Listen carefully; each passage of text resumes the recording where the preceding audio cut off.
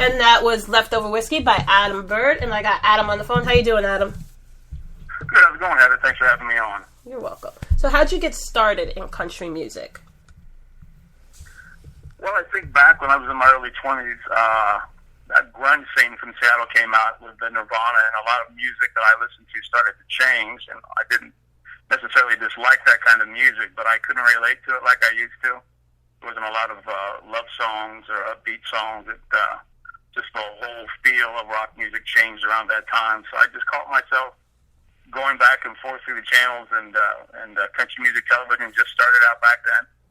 And I didn't listen to a lot of country at that time, but since the graduation class, 89, they say, with Clint Black and Alan Jackson and Garth Brooks, it started to get my attention. It was country music was a genre I really hadn't invested a lot into, and before I knew it, there were so many parts of country music that I was missing from the other music that I used to listen to that I just became just hooked and started to really listen, know the artists, know the songwriters, know the albums, just really delve into it, and it just became a part of who I was in a very short period of time. Who would you say is the artist that has inspired you the most? Wow. The very first person I listened to, the very first person who I think brought me into country music, I'm a huge Tim McGraw fan, huge Garth Brooks, Brooks and Dunn, Reba, Jody Messina, a lot of those people. But the very first person that brought me in, I don't know if I could pick one, but I always give credit to John Michael Montgomery, because back then he was on his probably second album, and there was just something about his style, the songs he chose, and just when he sang, I just felt very connected. I felt like, this guy understands my life. I've never met him before, but the way he sings and what he's singing about, I felt very connected to him. And I think in his way, with his music, he got me more polarized to country music and made the transition even faster, because he was one of those artists right off the bat that I really connected to in a big way. Do you write all of your music? Yeah, on all the songs on my link, I'm on reverbnation.com/Adam Byrd, BYRD 101. I'm also on soundcloud.com/Adam Byrd, BYRD 101.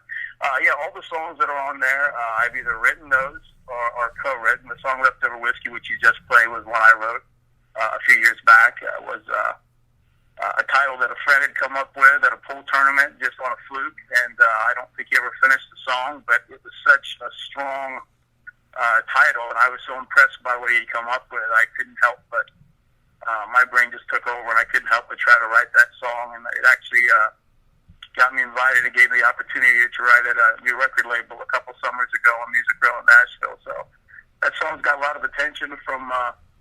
It was considered to possibly be played on the show Nashville, and it got me invited to write in Nashville, and it's always seems to get a lot of response and a lot of connection with fans and people out there that have taken the time to listen to it. So I'm very thankful.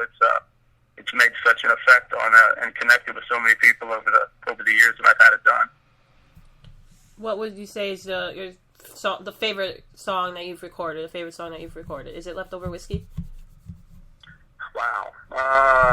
I've written a lot of songs, but it's such an expensive process because you have to try to figure out what songs are worth demoing. And I've sung for years, but all the songs that I have out are sung by demo singers, because it's a little bit of an easier process. And since these people are in Nashville, if there's a slight style change or inflection or an influence that they would know before I would know it, in the state of Ohio where I live, it just seems to be the smarter selection to take. So I have the songs that I've actually tried to choose out of all the ones that I've written to have produced in Nashville. I would say probably I like them all. I mean, they're all my kids. I love them all. I think there's probably a special place for Leftover Whiskey, since it was something that I wrote by myself, and I wrote it years ago. So to think that it's a compliment to me to think that it still holds up over the test of time, that even though country music is not necessarily, as they call this song, which I guess it's traditional, I don't think it's completely traditional, but there's something about this song that just holds up. I think really good music, if you're lucky to write a song that can affect people 8 years ago and still affects people now, that means you're on something a little bit. And since I've gotten such a positive response the whole time that this song has been out, I'd probably say that's probably my if I had to pick one, I'd say it's probably my favorite song right now, just because of its longevity and the fact that it's still getting attention now. I mean, people are still, after it was played on your station, I still got a lot of positive feedback, and people really enjoying that song and really feeling connected to it. So, I mean, that's a great feeling to write, and you write for yourself, but when you actually can connect with an audience and other people are feeling the work you're doing because you put so much yourself into this, into the whole process. That's the biggest reward, is someone saying, I really like that. I really felt that. That's always the biggest payoff. What's your favorite part about writing songs? I guess the favorite part, I started just playing around with writing probably, years ago, probably over 15 years ago. The favorite part of writing, I think, is just when you jump that hurdle. When there's something, you'll write an idea and you hit that spot where it's like the writer's block, or you think you can't quite move over this, or there's a little bit of a challenge. There's a blockage in the road of your creative, of your creative thinking. And when you finally, either with a co-writer or by yourself, you're able to hurdle that and make the connection to take that song and continue that song. Just the whole process of I think when you think that you can't finish it and you doubt yourself, because as a writer, I think there's always an eternal doubt, because we're very hard on ourselves. I don't think there's any writer out there that isn't extremely judgmental of their material and extremely judgmental of what they do. And even the songs that people like, I think some people would say they could probably make them better. That's just the process of being a writer. But when you get to a point where you're not quite sure how it's going to turn out, and then all of a sudden that thing clicks. It's a very special, magical feeling when you feel a click, and it's really hard to explain, but it's like something cosmically comes to you and allows you to, finish the song or make that song sound as good as possible, and you know when it happens. And sometimes it might be a suggestion from a co-writer, and sometimes it might just be something that's come, from inside of you that just kind of seems to hit you from nowhere. But when you get those feelings of kind of those aha moments, that allow you to finish the song and really make it shine, I think that's probably my favorite part. You mentioned good feedback before. How does it feel when you get the good feedback from listeners? Oh, it feels great. I've had a lot of people just, to be invited to Nashville that was a great experience, to go there and to go back a few months later for their party.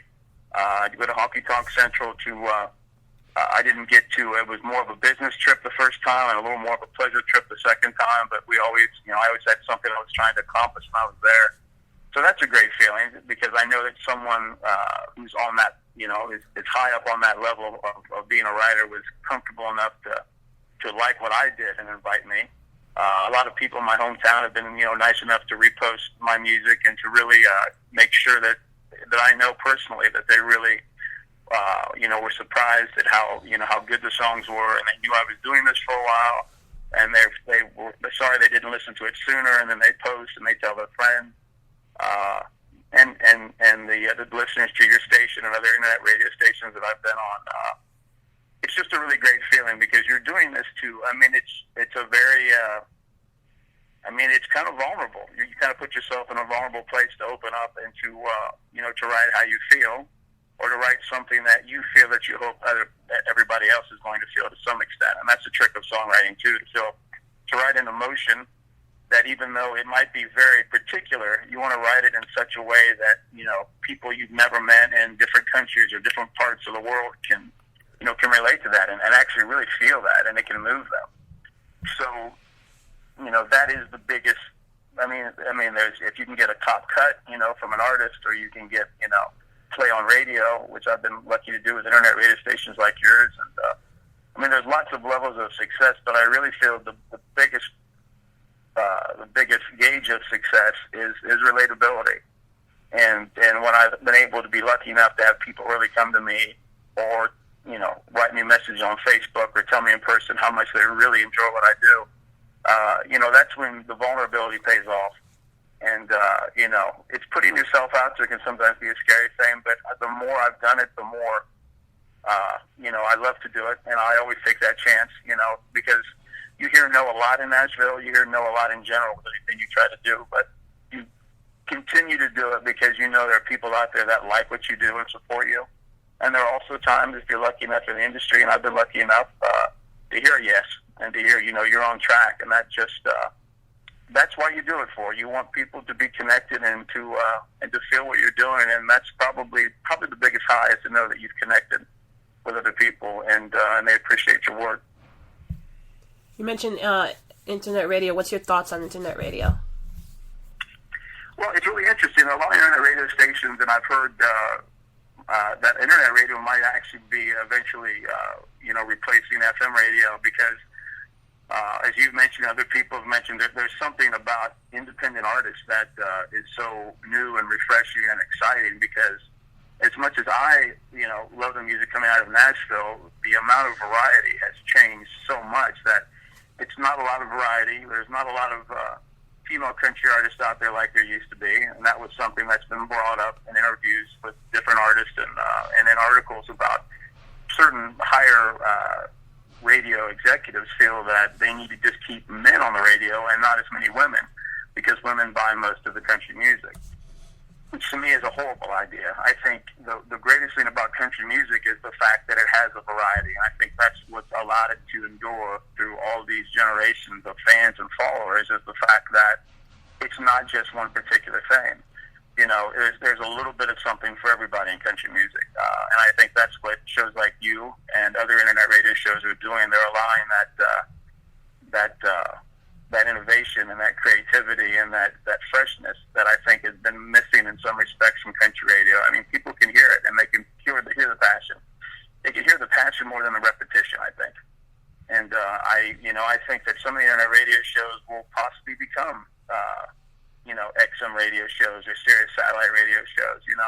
It's just because I think they're putting out a product that people really want to hear, as opposed to FM radio, which is putting out a product that we like to hear with a lot of commercials and a lot of repetition. So I think I like to think that internet radio will be challenging FM radio in the near future to where they're going to hopefully hear what the fans really want and maybe change their formats a little bit to account for the different taste of all the different fans that are out there. And I'm hoping that happens soon because I've heard a lot of people express to me, and I also feel the same way. Country radio needs to change. It needs to evolve again and start to bring in different country music, different styles than just what it's on the radio now. And I'm hoping that happens sometime soon. Anything new musically coming up for you?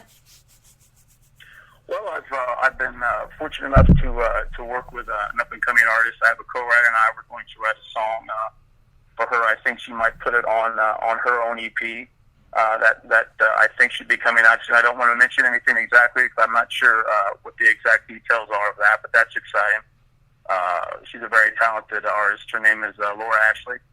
I'm not sure of the details of when her CD will come out, but she's just got an amazing voice and she's extremely talented, and I was very fortunate to get an opportunity to work with her with a co-writer of mine named Sarah Motes Ashley. She's someone that I've worked with in the past, and we have a really great idea. I had an idea for years of a female up-tempo song, but trying to find the right artist was kind of tricky, and I had some suggestions from some other DJs that were out there. His name's Brent Burris. He does an internet radio show. He was nice enough to give me a list of artists, and Laura Ashley was on the top, and after we talked, she really enjoyed the idea. She liked the title, and it's just now a process of kind of crafting that song with the ideas that we have, and probably some of the ideas that Laura has. She feels it's more of a personal song for herself, and hopefully sometime in the next few months, I think that will be, if not sooner, that will probably be ready to start sending out to you and other other people to get their feedback on it and to see what they think. For the listeners who are coming across your music for the first time, what would you want them to know about you? What I want them to know about me. I love writing country music. I am very passionate about it. I've always been, it's just something that I think I wouldn't, it's amazing that there was a time in my life that I didn't write country music. I've always been a very creative person, but there's something very emotional and soulful about connecting in your interpretation of real life and putting it to music.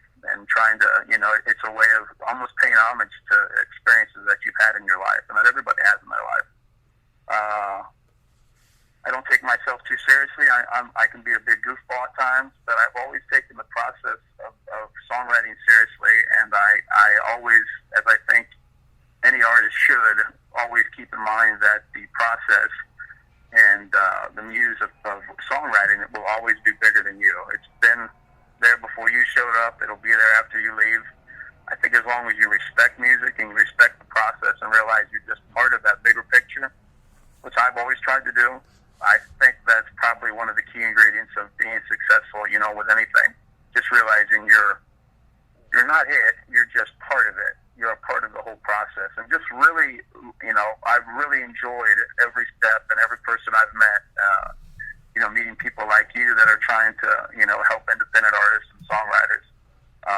The journey is very rewarding. I mean, I've been doing this writing for years, but to really, really seriously invest the money and the time and the trips, it's probably been about 4 years, 4.5 years.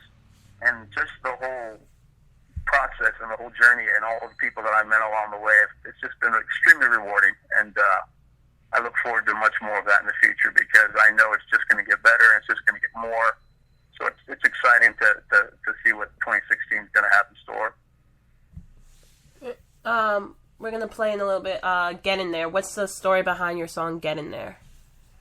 Well, Get In There was a title I had a long time ago, and, Gary LaVox is also from Ohio. Two Still Girls, very proud of the two of them. They're both from Ohio. They were on Team Blake on The Voice, and they're the Real Tree spokesmen, and they've got a lot of great music coming out. If you have a chance to check out Two Still Girls, definitely go to their website or YouTube and listen to them. Getting There felt like a Rascal Flatts kind of song to me. I've always been a big fan of Rascal Flatts, and I had an idea for the song that I thought was kind of like an analogy or a metaphorical song. And the co-writer I got with, I wrote this song. Her name's Karen Kiley. She's a great songwriter out of Chicago, Illinois. She said, "Well, I like your title, but what if we did it about the breakup and about the the person in the song, just getting past." That emotional breakup, what if we use that title, but kind of change the backstory a little bit? So I thought that might actually apply more. That might be something more people could relate to in a more particular way. So she had come up with some great ideas and a great chorus, and then we tried to really figure out a way to specifically write it to where there was a lot of detailed things in it, like the Stones t-shirt in the first line, and pretending I don't care. That's a line that she wrote that I think so relatable, because I think we've all been in a relationship where we have to, as we're getting past it, we have to literally tell ourselves that we have to pretend that we're past it, even though we still kind of, feel that sore spot on our heart, so to speak. So I thought it was a song that would really relate. I liked her idea, and it came together really well, and it came together pretty quick, actually, and we went to Beard Studio, and the singer on the song is a man by the name of Jason Eustace. He does a lot of his own work. Very talented guy, great singer. I think he nailed it vocally, and very proud of how the song turned out. That's all I have. Thank you for coming on. Appreciate it. Yeah, thanks for having me on, Heather. I appreciate it.